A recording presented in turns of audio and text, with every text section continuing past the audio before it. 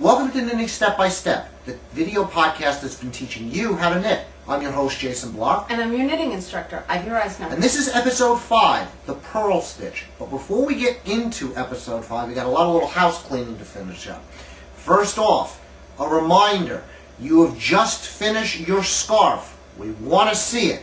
We haven't gotten any pictures yet, but we do, and there's a distinct reason. First, we want to see that you guys have done your homework and actually finished the project. 2, swag. Actually, one piece of swag. A Knitting Step-by-Step tote bag will be given out on September 5th, after September 15th, 2007, at midnight Eastern Standard Time. Any person or persons who send a picture of the finished product to Ivy at knittingstepbystep.com with the subject, Scarf Picture, will be entered in a drawing for a Knitting Step-by-Step tote bag. Second, we have a Facebook profile. Go to facebook.com and look for the groups at Knitting Step by Step. Third, we have, of course, knittingstepbystep.com, the website, where we post all the show notes, comments, patterns, etc., etc. Fourth, which is something you're going to finally do some talking about, is the iTunes video feed. Tell us about that. I've set up another feed of the podcast to go to iTunes, and it's going to be in the MP4 format as opposed to the WMVs, which I've been putting up. A lot of technical talk. Basically, it means that if you subscribe with iTunes, it's going to come down straight in the format that's best for your iPod. Finally, you got a wiki. Right. Tell us about that one. It's at BlueWiki, which is BLUWIKI.com/clean/WikiKnit. I'm going to have a link to that in the show notes. And what I've done is I've put up a encyclopedia of the various techniques that I've shown so far, so you'll have a reference to go back to. Some of the videos are new, some of them are excerpts from the podcast. I've also done for each of the techniques a text description of how to do everything with pictures. So if you want to just look at something more closely, you'll be able to do it there. Okay, and finally, you have been looking and our numbers have been increasing. And the one thing we want to say about that is thank you. Because without your increased viewership, we wouldn't be doing this. And it shows that either A, you're very curious, B, we're doing something right, or C, some combination thereof of the two. So from Ivy and myself and everyone here at knittingstepbystep.com, we want to say thank you. Okay, so what is the second project we are doing in this episode? We're doing a simple hat. Okay, so let's get started on the hat. Okay, now I've put the pattern up already on the website, and I just wanted to talk a little bit about how I get the numbers. Now the gauge of this pattern is going to be 5 stitches to the inch. So you cast on 5 stitches, you get something 1 inch wide. You cast on 10 stitches, you get something 2 inches wide. The average human head is about 20 inches. And mine? I'd have to get a tape measure. About 20 inches. Okay. You want the hat to fit a little snug. You don't want it to be very loose, and knitting stretches.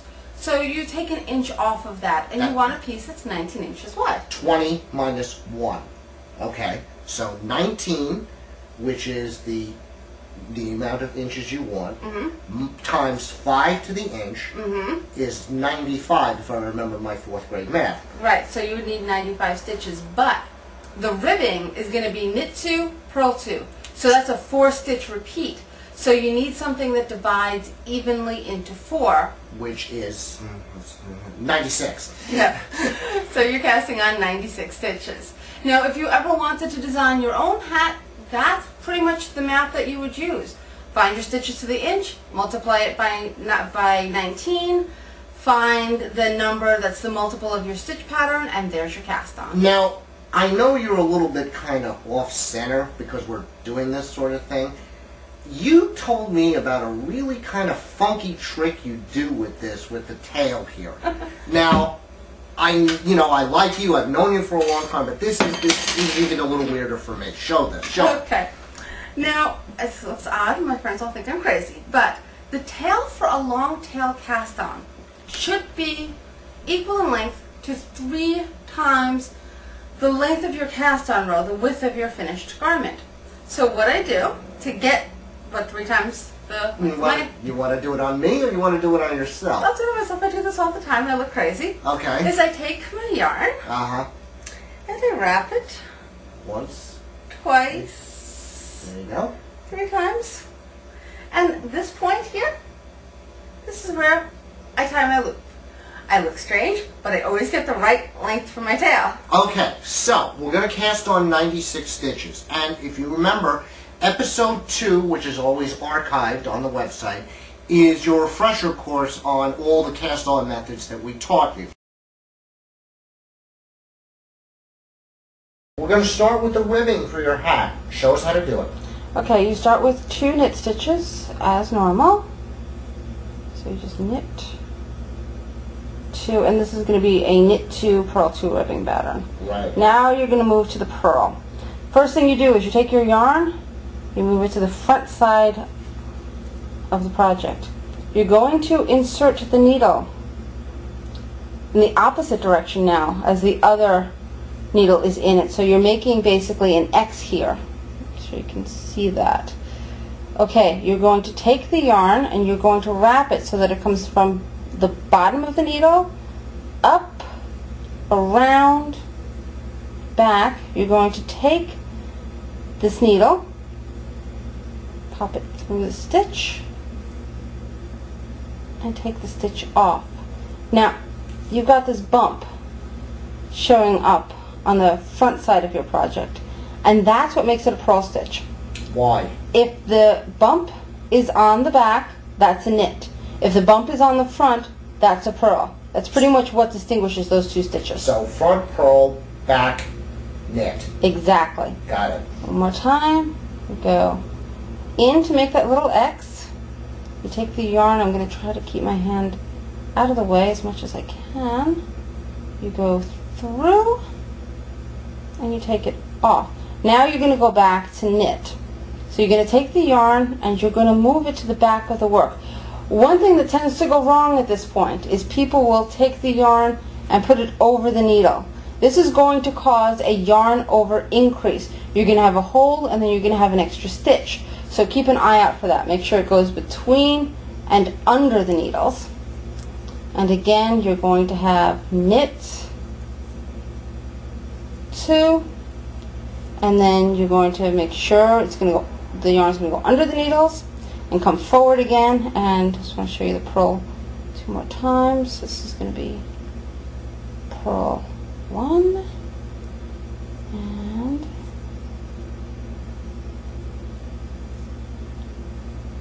purl 2. And you do that until you have 2 inches of ribbing, right? Mm-hmm. And let's see what that ribbing looks like right there, right? Okay. And the ribbing, This is ribbing. that's what it looks like. It's a very stretchy, very elastic stitch. You have your 2 inches, or about 5 centimeters of ribbing, and now we're going to do the flat part of the hat, which is the stockinette, which looks something like this. Can we explain what this stockinette is about? Okay, you're going to knit across the first row, and then when you turn around, you're going to purl back across the second row. And you're going to keep doing that, knit the odd rows and purl the even. And what you're going to see happen is when you're knitting, you're going to be pushing the bump away from you. And when you turn and you purl, you're going to be pulling the bump towards you. So all the bumps are going to line up on one side, the purl side. All the knits are going to line up, all the flats are going to line up on the other side, the knit side. And that's typically considered the right side in stockinette. And this combined with ribbing are the 2 most popular knitting stitch patterns that you'll see, that you'll encounter. Okay, and you do that for 7 inches or 17.5 centimeters. Or next time, we're going to do the crown, shaping of the hat, and the seam. For Knitting Step by Step, I'm Jason Block. And I'm Ivy Reisner. Thank you for watching.